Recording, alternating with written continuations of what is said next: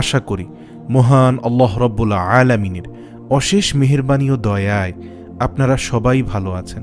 প্রিয় দর্শক, আজকে আমরা আলোচনা করব তাদের নিয়ে যারা অনেক সৌভাগ্যবান, যারা বিনা হিসাবে জান্নাতি হবে, অর্থাৎ তাদের কোনো হিসাব গণনাই করা হবে না। আল্লাহ তাআলা বলেন তিনি বিচার দিনের মালিক, অর্থাৎ সূরা ফাতিহার সেই আয়াতটি, মালিক ইয়াউমিদ্দিন।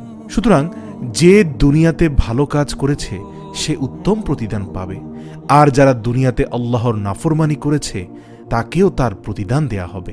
আমল অনুযায়ী মানুষের হিসাব বিভিন্ন রকম হবে। কেউ কেউ বিনা হিসাবে জান্নাতে প্রবেশ করবে, কারো কারো হিসাব সহজ করা হবে, আর কারোর হিসাব হবে অনেক কঠিন।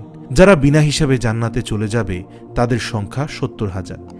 এরা হবে উম্মতের শ্রেষ্ঠাংশ, যারা ঈমান, তাকওয়া, ধৈর্যতে ও জিহাদে অগ্রগামী ছিল। রাসূলুল্লাহ সাল্লাল্লাহু আলাইহি ওয়াসাল্লাম বলেছেন, আমার সামনে সকল উম্মতদেরকে উপস্থাপন করা হলে সেখানে আমার উম্মতকে দেখলাম, তাদের আধিক্য এবং মর্যাদা আমাকে মুগ্ধ করল। সংখ্যাধিক্যের কারণে তারা সকলে উঁচু স্থান এবং পাহাড়ে ভরে উঠল। আল্লাহ বললেন, তুমি সন্তুষ্ট হয়েছ ও মুহাম্মদ?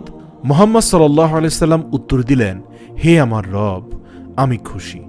আল্লাহ বললেন, তাদের সঙ্গে আরও ৭০,০০০ বান্দা বিনা হিসাবে জান্নাতে প্রবেশ করবে, যারা চিকিৎসার জন্য ঝাড়ফুঁক গ্রহণ করত না এবং আরোগ্য লাভের আশায় দেহ দগ্ধ করত না। এ কথা শুনে উকশা রাদিয়াল্লাহু বললেন, হে আল্লাহর রাসূল, দোয়া করুন আমি যেন ওই ৭০,০০০ বান্দার মধ্যে অন্তর্ভুক্ত হই। নবীজি সাল্লাল্লাহু আলাইহি সাল্লাম দোয়া করলেন, হে আল্লাহ, তাকে তাদের মধ্যে অন্তর্ভুক্ত করুন। তারপর আরেকজন বলল, আমার জন্য দোয়া করুন, আমিও যেন তাদের মধ্যে অন্তর্ভুক্ত হই। তখন রাসূল সাল্লাল্লাহু আলাইহি সাল্লাম বললেন, উকশা তোমার আগে বলে ফেলেছে। বুখারী ৫৩৭৮ নম্বর হাদিস। মোট কথা, এই ৭০,০০০ লোক বিনা হিসাবে জান্নাতে প্রবেশ করবে। তাদের কোনো হিসাব হবে না, অন্যদের মতো তাদের আমল সম্পর্কে জিজ্ঞাসা করা হবে না। হে আল্লাহ, আপনি আমাদেরকেও সে দলের অন্তর্ভুক্ত করুন। যাদের আল্লাহ হিসাব নিবেন ঠিকই তারা আটকে যাবে, তবে কোনো রকম পর্যবেক্ষণ ছাড়াই অত্যন্ত সহজ হিসাবে যাদেরকে ছেড়ে দিবেন তারাই সৌভাগ্যবান। আল্লাহ তাদের ক্ষমা করে দিবেন। নবী করিম সাল্লাল্লাহু আলাইহি ওয়াসাল্লাম বলেন, নিশ্চয়ই আল্লাহ মুমিনদের নিকটবর্তী হয়ে তাকে রহমতের ডানা দিয়ে ঢেকে দেন এবং বলবেন, তোমার কি অমুক অমুক গুনার কথা মনে আছে হে আমার বান্দা? তখন সে লজ্জিত হয়ে বলবে, হে আমার প্রতিপালক, আমি অন্যায় করেছি।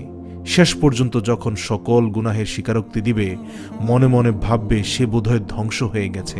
তখন আল্লাহ বলবেন, দুনিয়াতে তোমার এই অপরাধগুলো আমি গোপন রেখেছিলাম, আর আজ আমি সেগুলো ক্ষমা করে দিলাম। সুবহানাল্লাহ। তারপর তাকে পুণ্যের আমলনামায় দেওয়া হবে। বুখারী ২৩০৯ নম্বর হাদিস। এই জন্য উচিত আমাদের বেশি করে দোয়া করা। আয়েশা রাদিয়াল্লাহু বলেন, আমি নবী করিম সাল্লাল্লাহু আলাইহি ওয়াসাল্লামকে কোন সালাতের মধ্যে এই দোয়া পড়তে শুনেছি, হে আল্লাহ, আমার হিসাব সহজ করে নিও। সালাত থেকে ফেরার পর জিজ্ঞেস করলাম, হে আল্লাহর নবী, সহজ হিসাব কি? উত্তরে বললেন, আমলনামার দিকে তাকিয়ে ছেড়ে দেয়া। মুসনাদে আহমদ ২৪,২১৫ নম্বর হাদিস। কারো কারো হিসাব অত্যন্ত কঠিন করা হবে, অপরাধের কারণে লাঞ্ছিত করা হবে, সকল কাজ সম্পর্কে জিজ্ঞাসা করা হবে। কেন তুমি সালাতে অবহেলা করতে? কিভাবে যাকাত আদায় করতে? পিতামাতার অবাধ্য হয়েছিলে কেন? বান্দার হক নষ্ট করেছিলে কেন? এসব প্রশ্ন যাদেরকে করা হবে তাদের শাস্তির সম্মুখীন করা হবে। নবী করিম সাল্লাল্লাহু আলাইহি ওয়াসাল্লাম বলেন, কিয়ামতের দিন যাকেই হিসাবের সম্মুখীন করা হবে তাকেই শাস্তি দেয়া হবে। এই কথা শুনে আয়েশা রাদিয়াল্লাহু বললেন, ও আল্লাহর রাসূল, আল্লাহ কি বলেননি যাকে তার আমলনামা ডান হাতে দেয়া হবে তার হিসাব নিকাশ সহজ হয়ে যাবে? উত্তরে নবীজি বললেন, ডান হাতে আমল দেওয়ার বিষয়টি তো কেবল হিসাব প্রকাশ করার একটি মাধ্যম, কিন্তু যার কৃতকর্ম গণনা করা হবে তাকে তো তার কৃতকর্মের দাড়িপাল্লার উঁচু নিচু অবস্থান অনুযায়ী শাস্তি দেওয়া হবে। বুখারী ১০৩ নম্বর হাদিস। অতিরিক্ত গুনাহ করা, বড়ত্ব মহত্ব দেখানো, গুনাহের কিছু স্থায়ী অভ্যেস, নিয়তে গরমিল, এই সকল কারণে অনেকেরই হিসাব দীর্ঘ ও কঠিন করা হবে। আবু হুরায়রা রাদিয়াল্লাহু বলেন, আমি রাসূলুল্লাহ সাল্লাল্লাহু আলাইহি ওয়াসাল্লামকে বলতে শুনেছি, কিয়ামতের দিন যার বিচার সর্বপ্রথম করা হবে সে হলো শহীদ। তাকে আনা হবে, তারপর তাকে আল্লাহর নিয়ামত রাজি জানানো হবে, সে তা স্বীকার করবে। আল্লাহ বলবেন, এত সব নিয়ামত করে তুমি কি আমল করেছ? সে বলবে, আমি আপনার জন্য যুদ্ধ করে শহীদ হয়েছি। আল্লাহ বলবেন, তুমি মিথ্যা বলেছ, বরং তুমি যুদ্ধ করতে যেন তোমাকে সাহসী বীর বলা হয়, আর সেটা দুনিয়াতেই তোমাকে বলা হয়ে গেছে। তারপর তার ব্যাপারে নির্দেশ দেওয়া হবে, তাকে তার চেহারার উপর ভর করে টেনে হিচড়ে জাহান্নামে নিক্ষেপ করা হবে। তারপর আরও এক ব্যক্তিকে যে ইলম শিখিয়েছে, শিক্ষা দিয়েছে ও কোরআন তেলাওয়াত করেছে তাকে আনা হবে। তারপর তাকে আল্লাহর নিয়ামত রাজি জানানো হবে, সে তা স্বীকার করবে। আল্লাহ বলবেন, এত সব নিয়ামত পেয়ে তুমি কি আমল করেছ?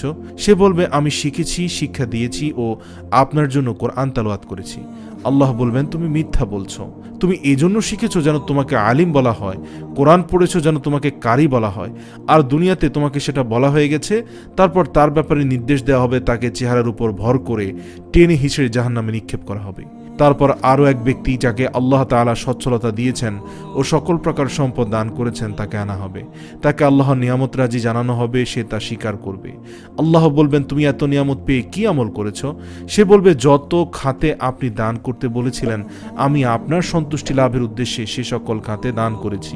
আল্লাহ বলবেন, তুমি মিথ্যা বলেছ, বরং তুমি এজন্য দান করতে যে মানুষ যেন তোমাকে দানবীর বলে। দুনিয়াতে তো তোমাকে দানবীর বলা হয়েছে, এখন তোমার কৃতকর্মের সাজা স্বরূপ জাহান্নামে চলে যাও। তাকেও তার চেহারার উপর ভর করে টেনে হিঁচড়ে জাহান্নামে নিক্ষেপ করা হবে। হাদিসে কুদসিতে রয়েছে, এ হাদিসের ব্যাখ্যা আপনার আমার চেয়ে ভালো বুঝবেন। শুধুমাত্র একদল মুমিনকে আল্লাহ তাআলা হিসাবের ঊর্ধ্বে রাখবেন, বিনা হিসাবে তাদেরকে জান্নাতি করবেন। ভিডিওর শুরুতে আমি বলেছিলাম, আল্লাহর কাছে বেশি বেশি প্রার্থনা করুন যাতে আল্লাহ তাআলা আমাদেরকে তাদের মধ্যে অন্তর্ভুক্ত করেন। আর যেসব মুমিন সম্পর্কে রাসূল সাল্লাল্লাহু আলাইহি ওয়াসাল্লাম বলেন, আমার উম্মত থেকে ৭০,০০০ লোক বিনা হিসাবে জান্নাতে প্রবেশ করবে, তারা হলো ওইসব লোক যারা চিকিৎসার উদ্দেশ্যে অন্যের কাছ থেকে ঝাড়ফুঁক চাইত না, কিছু দেখে শুনে বা শুকে তাকে অশুভ লক্ষণ মনে করত না, কেবল প্রতিপালকের উপরই ভরসা করত। বুখারী ৬১০৭ নম্বর হাদিস।